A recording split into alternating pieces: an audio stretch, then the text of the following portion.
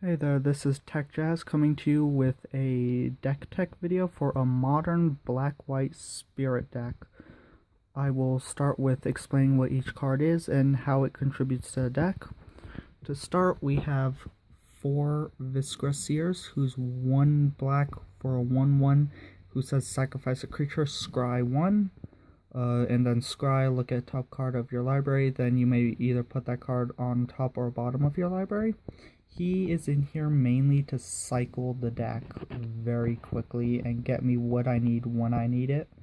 Black-white is not very good at being quick, so he does speed up the process slightly.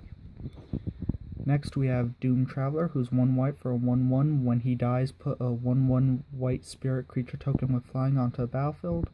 What makes him amazing in this deck is I can sack him to viscera seer to scry top card and get a 1/1 flying blocker, or if it's late game, that could be an offensive creature. It depends on the scenario. Next, we have Twilight Drover, who's 1 white, 2 colorless for a 1/1 spirit. Whenever a creature token leaves play, put a 1/1 counter on him. Now, with the way it's worded is whenever a creature token on both sides of field dies or leaves play, you could put a 1/1 counter on him. So if you get the creature token from Doom Traveler through viscera seer, sack the token through viscera seer, you can put the 1/1 counter on him, then tap the 3 mana, 1 white, 2 colorless, remove a 1/1 counter from Twilight Drover, put 2 1/1 white spirit creature tokens with flying into play, which again you could bounce the ability off viscera seer again to go with that ability, allowing you to cycle the deck quicker and pump Twilight up quicker as well. Teysa Orzhov Scion, 1 black, 1 white, 1 colorless for a 2/3. She's in here mainly for her first ability, which is sacrifice 3 white creatures, remove target creature from the game. Now, what makes this amazing is if you have Twilight on the field and you pay the 6 mana, 2 white, 4 colorless, remove 2 1/1 counters from him, put 4 white spirit creature tokens with flying into play, which, yes, it's deep in mana. I wouldn't normally pay that much for 4 tokens, but on the bright side, I get to exile creature, and sacking those 3 white creatures, Twilight gets 3 1/1 counters, making him a 4/4. He gets big quickly off of that combo. Now, her second ability is whenever another black creature you control is put into a graveyard from play, put a 1/1 white spirit creature token with flying into play. Your only main black creature is viscera seer, so it's not very helpful at the moment. Now, for a card for the end game creature, we have Archangel Avacyn, which is 2 white, 3 colorless for 4/4, flash, flying, and vigilance. When Archangel Avacyn enters battlefield, creatures you control gain indestructible till end of turn. Whenever a non-angel creature you control dies, transform Archangel Avacyn at the beginning of your end step. She turns into Avacyn the Purifier, who says flying. When this creature transforms into Avacyn the Purifier, deals 3 damage to each other creature and each opponent, and she's a 5/6, which she's mainly in here as just a beat stick. And on top of that, she is gonna do a lot of damage or take a lot of damage, so she can deal with things that mainly all the 1/1s that we're getting off of them can't help with. Granted though, if you're not running pump, she is gonna board wipe you as well, which is where I'm kinda iffy on whether or not I want to keep her in here or not, but I haven't decided on that yet. Now for back row, we have Intangible Virtue and Honor the Pure. Intangible Virtue says for 1 white, 1 colorless enchantment, creature tokens you control get +1/+1 vigilance, making their spirit tokens that they produce into 2/2s with flying and vigilance, which is really good. Honor the Pure, which gives all white creatures I control +1/+1, which the only creature that doesn't benefit is viscera seer. But he's not in here to attack. We now have Midnight Haunting and Lingering Souls, which is 1 white, 2 colorless, instant, put 2 1/1 white spirit creature tokens in play, and then Lingering Souls is 1 white, 2 colorless, sorcery, put 2 1/1 white spirit creature tokens in play, and then flashback for 1 black, 1 colorless. You may cast this card from your graveyard for its flashback cost, then exile it afterwards. They help spawn tokens quick for the deck, assuming Twilight Drover doesn't have any 1/1 counters, and you just need the tokens out quickly. Which, for 5 mana, does the same combo as what doing 2 abilities of Twilight Drovers for the 4 tokens to power off a teysa.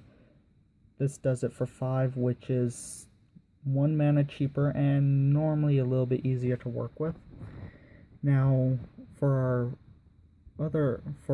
back row, we also are running Unmake, which is 3 white or 3 black, instant exile target creature.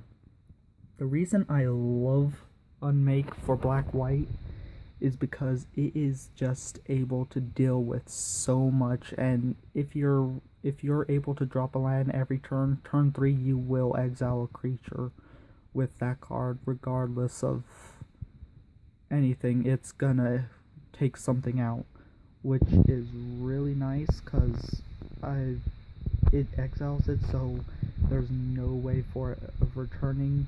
Your opponent can't bring it back from graveyard or anything. Once you use Unmake on it and it dies, it stays dead. And hence why Unmake and teysa are in here, to make sure my opponent can't resurrect anything from the graveyard. For our final card in the board, we have Sorin, Lord of Innistrad, which is 1 black, 1 white, 2 colorless, 3 loyalty counters. His +1 is put 1/1 black vampire creature token with lifelink. So the reason that's the main reason he's in here is for his first ability, which, if you haven't noticed, there is no life gain in here whatsoever outside of that card. Yeah, it's only a 1/1, which kind of sucks, but with intangible virtue and Sorin's second ability, which is -2, you get an emblem with creatures you control get +1/+0. Those tokens can start gaining you essentially 3 life a turn, assuming you don't have 1 Honor the Pure, and activate his second ability once. With that being said, he is mainly in here for those 2 abilities, and also another combo to run off of is put 1/1 black vampire creature token with lifelink through his ability, and when it dies, you gain the 1 life. And teysa's second ability is whenever a black creature you control dies or is put into a graveyard, put 1/1 counter, put a 1/1 white spirit creature token with flying, so when that token dies, it cycles in for a spirit token, which also, it being a token, Twilight benefits off it, so you could spawn more spirits through him. And just with 1 vampire being sacked, you get 1 token through teysa, tap 3 mana through Twilight, you have 3 tokens there, you could exile them to activate teysa's ability, and with that, Twilight becomes a 4/4 through all that with the counters. Now, Sorin isn't really in here for his last ability, which is destroy up to 3 target creatures or other planeswalkers. Return each card put into a graveyard this way to a battlefield under your control, which is nice, but he's not in here for that ability. He's in here mainly just to pump and put the tokens. Now, for land, we are running 4 Temples of Silence, which is, it comes into a battlefield tapped. When it enters play, scry 1. The reason I have this one in here is because of the scry ability, which acts as a secondary viscera seer, and then it taps to add either a white or a black to my mana pool. I know there's the common or uncommon versions of this land that when it comes in play it adds life, I gain life instead, but I would rather speed the deck up a turn by scrying over not over going and gaining the life.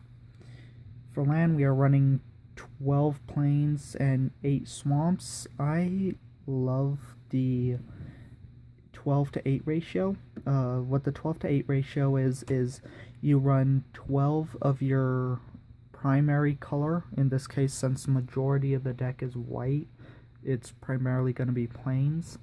And then you run 8 of your secondary color, which in this case is black, which is only in here to pay for Sorin, Teysa, and Viscera Seer, and Lingering Souls flashback cost. Now, overall, the base of the deck, it is able to spawn creature tokens very quickly. And one great thing about them is normally people who go up against white will normally expect like a soldier deck. So yeah, soldiers can token much quicker than spirits, but spirits can hit harder due to the fact that they have flying and dealing with essentially just 2, 4, even like 6 flyers that are just 1/1s. Doing Honor of the Pure, they're all, or Intangible Virtue, make them into 2/2s, 3/3s with Vigilance. They are gonna do damage quickly on your opponent. Overall, the deck doesn't really have any issues. It will have a hard time going up against blue or red due to the fact that red just burns everything and blue counters. But if you play it right, this deck can overpower a blue deck easily, and if it's able to token quick enough, it can outrun a red burn deck. Rush decks are a huge issue to deal with, because if your opponent is running a deck that could win by turn 4, you pretty much have to bank on the fact that you'll get Doom Traveler to block, hoping they don't have trample, and hoping you get unmake to exile that card by turn 3. If you can stall that long, you could win, but it's a little iffy on that. Cost-wise, at the moment it's pretty steep, with the 2 archangels being at 25 a card, Teysa being about $5 a card, and sorin being $6, and then Honor of the Pure being $2. Overall, for about, with this design, about $80 should pay for it.